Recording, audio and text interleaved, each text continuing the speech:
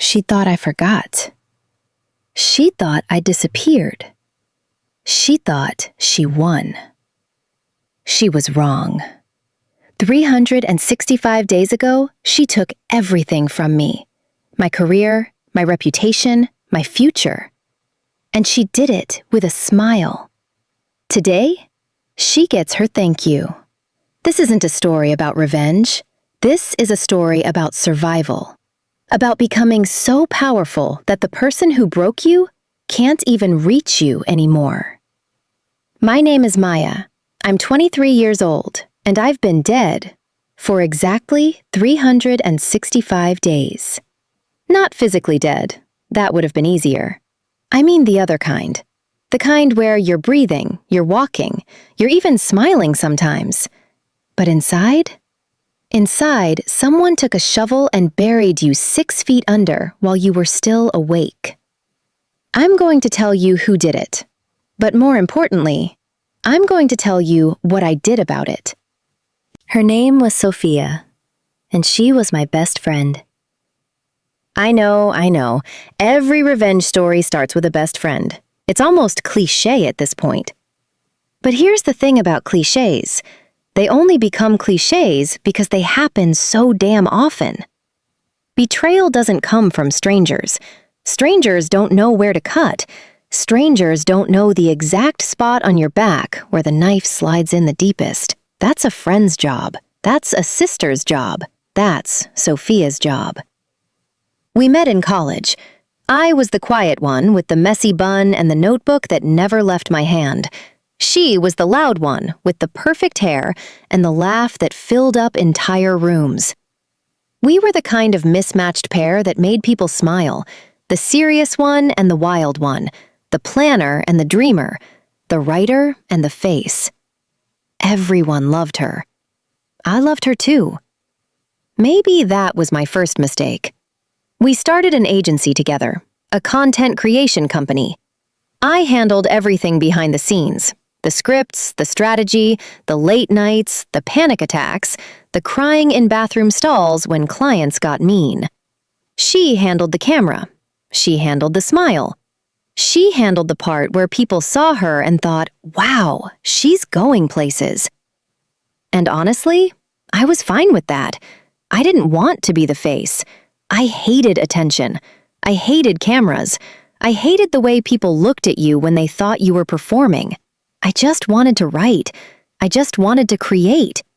I just wanted to be the invisible hand that made someone else look brilliant. That was my second mistake. The first 2 years were magic. We grew so fast it made our heads spin.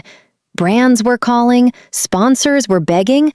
We had a waiting list of clients who wanted the Sophia magic.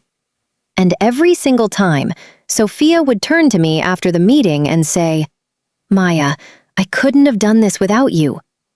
And I believed her, because why wouldn't I? She was my best friend. She held my hair back when I threw up from stress.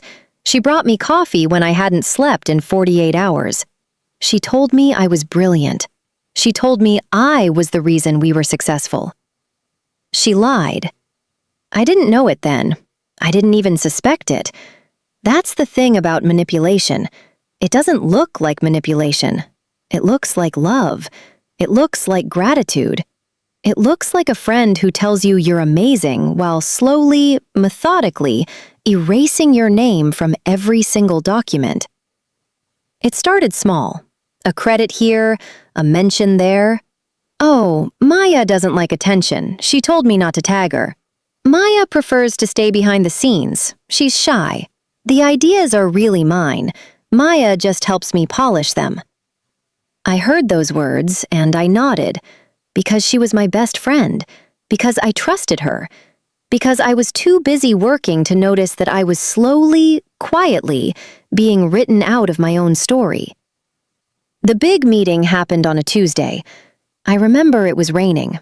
I remember I was wearing my lucky sweater, the ugly green one that Sophia always made fun of. I remember walking into that conference room with my portfolio, my notes, my presentation that I had spent 2 months perfecting. And I remember the look on the client's face when he said, "Sophia, we'd love to work with you, but we'd prefer to deal with you directly. We don't really need her." He pointed at me, like I was furniture, like I was a lamp in the corner that someone forgot to turn off. I looked at Sophia. I waited for her to correct him. I waited for her to say, "Actually, Maya is the brains behind everything. I'm just the messenger." She didn't say that. She smiled. She shook his hand. She said, "Of course, I completely understand. Maya, can you get us some coffee?" Get us some coffee. I had written every single word of the presentation she was about to give. I had spent 60 nights building the strategy she was about to present as her own. I had sacrificed my sleep, my health, my relationships, my sanity, and she was asking me to get coffee. I didn't say anything. I just stood up. I walked to the kitchen. I made 3 lattes. I brought them back on a tray, and I sat in the corner of that room, holding a notepad, pretending to take notes while she stole my life, sentence by sentence. That night, I confronted her. I think part of me expected her to break down, to apologize, to say she got caught up in the moment and she was so sorry and she would fix it first thing in the morning. She didn't do that either. She looked at me like I was a child throwing a tantrum. She tilted her head, the way she always did when she was about to say something cruel disguised as honest. "Maya, be realistic. You're not the face. You're not the voice. You're just the person who types things. That's valuable, but it's not special. I'm special. And I'm tired of pretending otherwise." I couldn't breathe. I couldn't speak. I just stood there, in my ugly green sweater, holding my notebook, and I felt something inside me crack.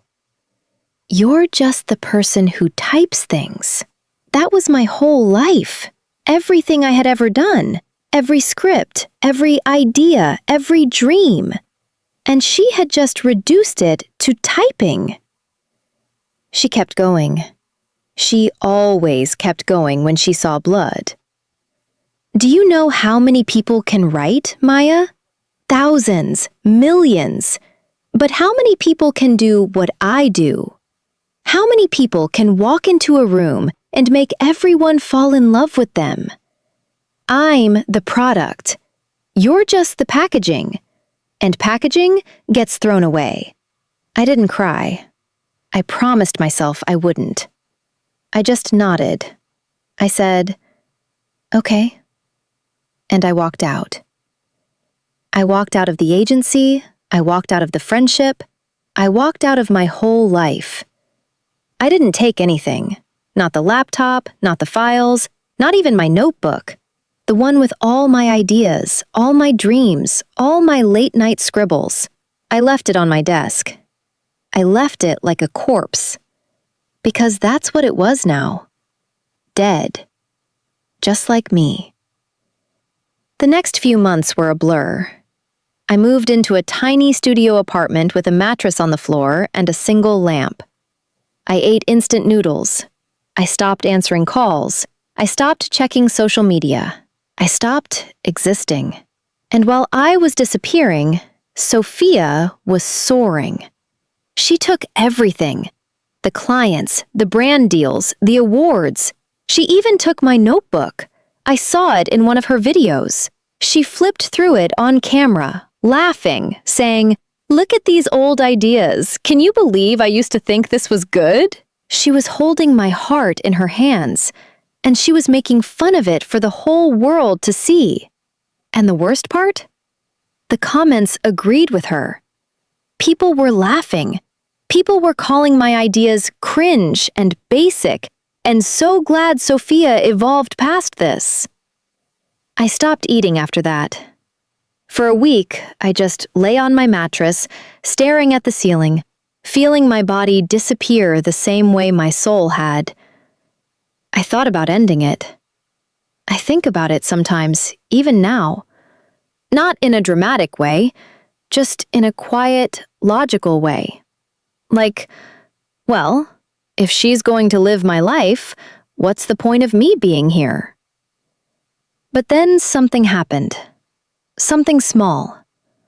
I was scrolling through her videos. I don't know why. I was torturing myself. And I noticed something. The comments were changing. People were getting bored. They were saying her content felt empty and repetitive, and where are the good ideas? And I realized something that changed everything.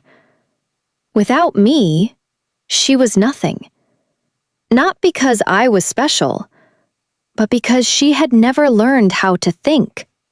She had never learned how to create. She had spent years stealing from me, and she had never once stopped to wonder what would happen when the stealing had to stop. And that's when the plan started. Not a revenge plan. Not at first. At first, it was just survival. I needed to rebuild. I needed to prove to myself that I wasn't just the person who types things. I needed to know that I could stand on my own. So I started a new channel. New name, no face. I stayed behind the camera. I just used my voice, my words, my ideas. And I didn't copy Sophia. I didn't even mention her. I just did what I had always done. I wrote. I created. I stayed up until 4 a.m, not because someone was making me, but because I wanted to. Because I remembered that I used to love this. Before her. Before the agency. Before I gave away all my power and called it friendship. The first month, I got 40 subscribers. 40. That's not even enough to fill a small classroom. But I kept going. Second month, I got 300. Third month, I got 1,000. Fourth month, something broke. One of my videos went viral. It was a stupid video, a 5-minute rant about imposter syndrome. I didn't even plan it. I just talked. And people listened. By month 6, I had 100,000 subscribers. By month 8, 500,000. By month 11, I crossed 1 million. And here's the crazy part. Nobody knew it was me. Not Sophia, not the clients who had abandoned me, not even my own mother. I had become someone else, someone stronger, someone who didn't need a face to be seen. But I hadn't forgotten. I had been counting the days, every single one. And on day 365, today, I was ready. I sent Sophia an email. A fake brand, a fake offer, a fake promise. 7 figures. Lifetime partnership. Exclusive. All she had to do was come to this address, alone, without telling anyone. She came. Of course she came. She always was predictable. I watched her walk into that abandoned warehouse from a monitor. She looked nervous, but greedy. The same greedy I had seen 1,000 times. The greedy that told her it was okay to steal. The greedy that told her she deserved everything, even if it belonged to someone else. I let her wait for a few minutes. I wanted her to sweat. I wanted her to wonder. I wanted her to feel even a fraction of the uncertainty she had made me feel every single day for a year. When I finally spoke, I used the speakers. I wanted my voice to fill the room. I wanted her to hear me everywhere, coming from all directions, like a god who had finally decided to show up. "Hello, Sophia." She looked up. Her face went white. She recognized my voice. Not my face, she hadn't seen my face in a year. But my voice? She had heard it every single day for 5 years. She knew it better than she knew her own mother's. Maya? She said my name like it was a ghost, like I had come back from the dead to haunt her. "Did you miss me?" She started walking backward. She was shaking. Her perfect hair was a mess. Her perfect smile was gone. She looked small. So small. The woman who had made me feel invisible was suddenly shrinking, and I realized she had always been small. She had just been standing on my shoulders to look tall. "This isn't funny," she said. "This is crazy. This is insane. You're insane." I laughed. I couldn't help it. The irony was so delicious I could taste it. "I'm insane? Sophia, I spent a year building myself back up after you destroyed me. I didn't sleep. I didn't eat. I didn't have friends. I didn't have anything. And you think I'm the crazy one?" She started crying. Real tears. Ugly tears. The kind that ruin mascara and make people look human. "I'm sorry," she said. "I'm so sorry. I know I messed up. I know I hurt you. But please, please don't do anything stupid. I'll give you anything. I'll give you everything. The agency, the clients, the money, it's all yours. I don't want it anymore." And you know what? I almost believed her. Almost. For 1 second, I saw my best friend. The girl who held my hair back. The girl who brought me coffee. The girl who laughed with me until we couldn't breathe. But then I remembered the green sweater. I remembered the coffee run. I remembered her standing in our office, looking down at me, saying, "You're just packaging." So I walked into the room. I wanted her to see me, really see me, the person she had killed, the person who had rebuilt herself, the person who had spent 365 days turning pain into power. "Do you know why I asked you here?" I said. She shook her head. She was hyperventilating now. Hyperventilating and crying and ruining her makeup. It was almost sad. Almost. "I wanted to show you something." I pulled out my tablet. I opened my channel, and I showed her the numbers.